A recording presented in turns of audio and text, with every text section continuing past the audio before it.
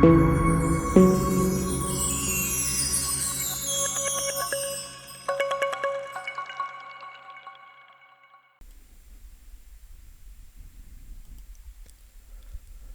final frontier. No, not Kirk's. I mean the one on this very planet. With over 560,000 square miles, its shoreline alone could circle the globe and then some. With over 33,000 miles of it, damn. Over 100,000 glaciers, 29,000 square miles of those. You got 3,000 rivers, 3 million lakes, 17 of the 20 highest peaks in North America, including the tallest, Denali, aka Mount McKinley. It also has over 130 volcanoes with at least 40 active, which means calderas and mazes of lava tubes.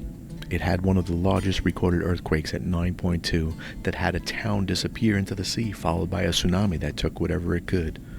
A few volcanic eruptions, one not too long ago that dumped 8 inches of ash on Anchorage. Anchorage itself sits on the meeting place of tectonic plates. Southern Alaska is the site of an ongoing subduction as the Pacific and Juan de Fuca plates slide beneath the North American plate. It has more earthquakes than the other 49 states combined. If the rugged terrain wasn't enough, it's also home to some of the deadliest of wildlife, including the one bear that will actually hunt humans, the polar bear. Yet it's the adorable moose that has the highest kill count in the state. They actually have it posted on some roads. On the main roadway between Anchorage and Wasilla, it had a count of 349 so far this year. And when you see them up close, you realize why. They are huge. Yet it was the grizzly up close that opened my eyes to just how scary some wildlife can be. When we visited some friends at Joint Base Elmendorf, we were reminded that the grizzly can end you quickly. 2 soldiers, God rest their souls, had been ripped apart by one earlier in the year. So is it any surprise that there is within this state an area that covers over 180,000 square miles? Its northern tip goes into the Arctic Circle, yet it's still about 1,300 miles shy of the geographic North Pole, but it does contain the town North Pole, where Christmas decorations are seen year-round, and if you've ever written Santa a letter, it might have ended up there. 16,000 just disappeared into the ether since 1988. That's the headline. Grabbed my attention. Now, the state in general has an amount of pristine wilderness that is just hard to fathom, especially if you were raised in a city. This area includes fjords, Arctic mountain ranges, lakes, rivers, glaciers, abandoned towns, mines, caves, tunnels, and at points include land from Juneau and Yucatan in the southeast to Yukavik in the north, which is also known as Barrow, and Anchorage in the center of the state. This area would also be the 3rd largest state if the triangle decided it wanted to declare statehood. Now, depending on who you talk to, this triangle can basically include the whole state and then some. Now, there's stories of UFOs, Hairymen, Ottermen, Wildman, Kóoshdaa Káa, Sasquatch, Bigfoot, Yeti, Mammoths, prehistoric beasts, giants, evil gnomes, ghosts, ghost towns, disappearing towns, secret bases, underground labyrinths, government cover-ups upon cover-ups, throwing Haarp in a pyramid. Man, I love this state.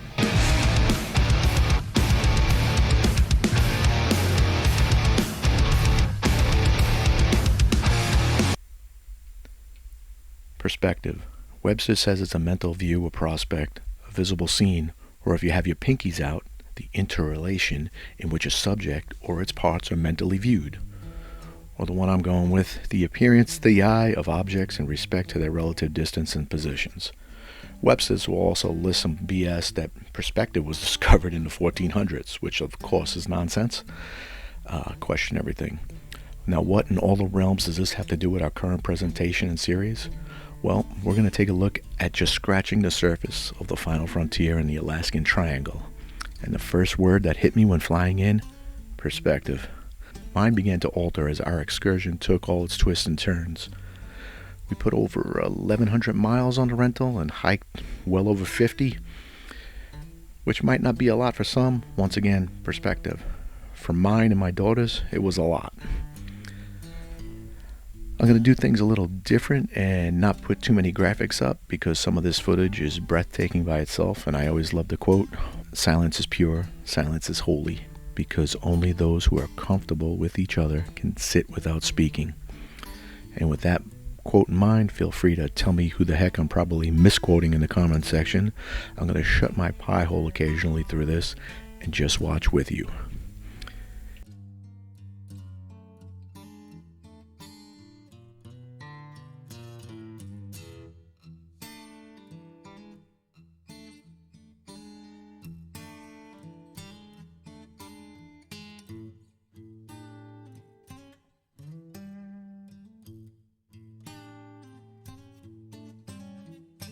Here we have a surface view from the still mostly frozen Rabbit Lake in Chugach State Park, which is about 20 minutes from Anchorage, Alaska. My daughters were troopers for this ambitious first day exploration. The trail is listed as moderate, 8.7 miles out and back. We surpassed 15 miles for the day according to Garmin, so we found the word moderate from our perspective a clear understatement depending on the time of year. A couple things right off the bat. Alaska does lead the 50 states in missing people per capita, followed by the only other place where I got to experience all 4 seasons in one day on one hike, that being Arizona. 16,000 missing is the low number. Some put it as high as the 50,000 plus range, and that's since 1988. Now, either one of those numbers are eye-opening and a bit frightening, but once again, perspective. Alaska has a population around 700K, and Arizona has over 7 million. Now, for reference on this particular day's trek and the footage playing, Rabbit Lake is nestled between 2 recently renamed peaks to indigenous names, North Uyang Chek and South Uyang Chek, from the Dena Inna language meaning heaven's breath and breath from above. Not positive, but I believe one of those peaks was called Avalanche Mountain, which we did witness a mini avalanche while there. Once again, feel free to correct me in the comments section. And that includes the pronunciation and butchering of the pronunciation of those names. Now, part of our trek being way over 8.7 miles was definitely due to some of our backtracking and checking out some things off the occasionally a bit challenging to find main trail. That's more due to certain spots having forks in the snow where others went off trail as well, not to mention some of our various joking around and snowball fights. Why am I telling you all this? I'll get there. Here is the perspective part, as my youngest daughter decided to set up shop on the crest before the lake, as my other daughter and I ventured down the steep hill to the frozen lake. We are the 2 ants centered, looking like a Patterson and Gimli video of Sasquatch. Perspective, right?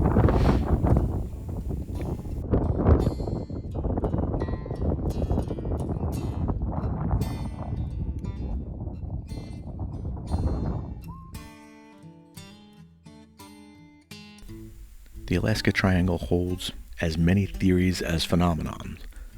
Now, some of the more notable disappearances are, to start off with, in 1950, a Douglas C-54 Skymaster left Elmendorf in Anchorage bound for Malmstrom Air Force Base in Montana with 44 people on board. That's 8 crew members, 3 engineers, 34 service members, and 2 civilians. The plane was expected to make regular radio contact as it traveled. It made its first contact saying it was over the small town of Snag, which is just inside of the Canadian border, and then disappeared, never reaching Malmstrom Air Force Base in Great Falls, Montana. The US and Canada were about to partake in some joint military maneuvers, so those were canceled, and more than 75 US and Canadian aircraft participated in a search for the missing plane. But the aircraft and its passengers were never seen again. Incidentally, 4 planes went down during the search. Now, while researching this, I tried to locate when they started calling it the Alaskan Triangle. And honestly, why? The disappearance that seems to mark the start is controversial, especially in light of recent declassified documents.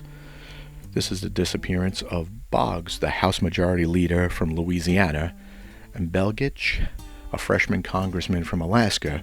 It was one of the first cases to spark widespread interest in the Alaskan Triangle. The representatives as well as an aide were flying on a small plane between Anchorage and Juneau on October 16, 1972, when the plane disappeared. A massive search and rescue effort was launched, but it was called off after 39 days.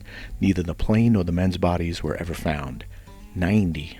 Now remember, 1950, 75, When the US and Canada were about to do joint military operations, 75 aircraft were involved. For this one, 90 aircraft took part in that. What makes it controversial? Not the plane going down. 200 go down a year in Alaska. More on that later. Boggs was on the Warren Commission and outspoken. So this disappearance might not be the Triangle's fault. However, it might have made a certain alphabet agency contact its media slaves and have them coin the phrase Alaskan Triangle to help cover the trail. Remember, they also coined the phrase conspiracy theory. They introduced that phrase to distract questioning. What questioning, you may ask? Questioning them, CIA and the FBI killing President Kennedy. But that's a rabbit hole for another time. So I went to the Alaskan Bureau of Investigation website, and the list there was long. It actually said missing person bulletins are created at the request of an assigned law enforcement agency. If it is determined by that agency that a bulletin dissemination would allow the general public to realistically assist in locating an individual or determining what led to their disappearance. If a person went missing due to a tragic incident, such as a boat sinking, plane crashes, or perhaps an avalanche, a bulletin likely would not be generated. And these that you're seeing right now are as of yesterday. Here are a couple other ones that jumped out at me, and both could be documentaries and probably are on their own. The first is Nome, Alaska, and it had the government arm Hollywood drop a movie about it. Fourth Kind, I believe, was the title. They, of course, showed no taste, and get this, made up fake news stories. Could you imagine? This small, isolated town of 3,500 had 24 people before alphabet agencies decided there may be some evil afoot. The town does sit on one of the harshest environments in the world. Nome is surrounded by tundra. It's also on the Bering Sea coast, and the sea is a storm maker and treacherous. Rough seas and packed ice are norms in the waters outside this coastal town. Now, the FBI's big theory was the indigenous people can't handle their liquor and forgot where they were, which of course is bullshit. Now, these 24 disappearances remain unsolved and no bodies were recovered, which is tragic and terrifying, and that leads us to the equally terrifying and mysterious town of Portlock. Here is where the Hairyman takes a twist and separates itself from most Bigfoot and Sasquatch sightings and encounters. This will be a briefing, as we could probably do an hour at least on Portlock. And here's what the story may seem like on the surface. On the surface, it seems like when the good people of Portlock, which is named after a British captain who might not even have dropped anchor here in the first place, found this lovely cove, they didn't question why the locals avoided such a beauty, especially with all the fish it provided. They settled in, went to work. It didn't take long for the reason to show itself. At first, some would go out hunting and not come back. Then it was a walk in the woods and not come back. Then the lagoon looked like a scene from the Friday the 13th movie with limbs everywhere, and they all bounced the hell out. The last holdout was the postmaster, and in 1951 he left too. Now, a couple things with this story once you begin to dig. One, the town was founded in 1787, and the hairy beast didn't start poking around as far as being documented until the early 1900s, so it left them alone for over 100 years. Now, did the expansion of the town or the joining, and by proxy also expansion of the town with nearby indigenous village of Chatham, tweak this beast's sensibilities and drive it to feel like it had to defend its home? Who knows? Here's what we do know. There were multiple sightings and many mysterious deaths. The natives speak of it like we would a cup of coffee. Oh yeah, there? Nah, leave that place alone. There are stories of women crying, which immediately made me think of the Kóoshdaa Káa stories, which is the Ottoman spirit the Tlingit people talk about, which of course is another video all its own. I could never do it justice otherwise. Now that's just a small sample of some of the disappearances. That UFO sightings are equally numerous and for the most a lot less deadly. A big one that I have to mention is the one everyone talks about. It's the November 1986 Japan Airlines pilot Captain Kinju Terauchi. I'm butchering that, I'm sure. He reported an extended, unexplained aircraft over Anchorage. According to the report, the craft accompanied the flight from the Alaskan-Canadian border on north along a flight path which flows approximately from Fort Yukon, Alaska to Fairbanks to Anchorage. On January 11, 1987, the captain also reported another sighting in the same area. The Federal Aviation Administration, however, downplayed the incident, saying they determined that a second radar target near the JAL flight at the time of the reported sighting was not another aircraft, but rather a split radar return from the JAL Boeing 747. Yeah, which is how radar works. It was also swamp gas off Uranus. Perhaps evidence that the region is a hotbed for otherworldly activity or simply another unexplained mystery. Now, this explanation by the FAA falls in line with other alphabet agencies in that it lies like its paycheck depends on it. Because in transcripts of interviews with the captain, he repeatedly explains that there was a ship twice the size of an aircraft carrier and two smaller ships. He also states that this was his third sighting. The interviewer also tells us at the end that they are trying to match the captain's sightings to similar ones that they've interviewed people about. Remember, documentation always beats conversation. Or as I was told when studying for lieutenant, if you don't document it, it didn't happen. And I'll try to leave a link to the interview down in the description section, because it's about 19 pages, and if I start going into that, this video is going to run about 3 hours. Now, wise man once told me to prefer silence to saying the something which is not everything that should be said. And that wise man might have been quoting someone else, and feel free to tell me in the comments. With that quote in mind, and this video getting long, I'll attempt to put a bow on this one. Now, what in tarnation does that have to do with the D&D channel? Well, for one, we aren't just that. And two, if you're going to describe a boreal forest or some beautiful frozen tundra like the Spine of the World or Icewind Dale or even Galarian's Kóoshdaa Mountains, you will most definitely hit that shit right out of the park if you experienced it yourself. Both my daughters and I write, so what better gift to give us all than the experience of this amazingly breathtaking state?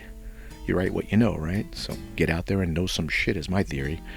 That being said, one of the things I can give you, the listener, and beautiful human being for watching and subscribing, wink wink, is this. For my short time so far on this planet, I've never regretted spending time or money giving my children experiences.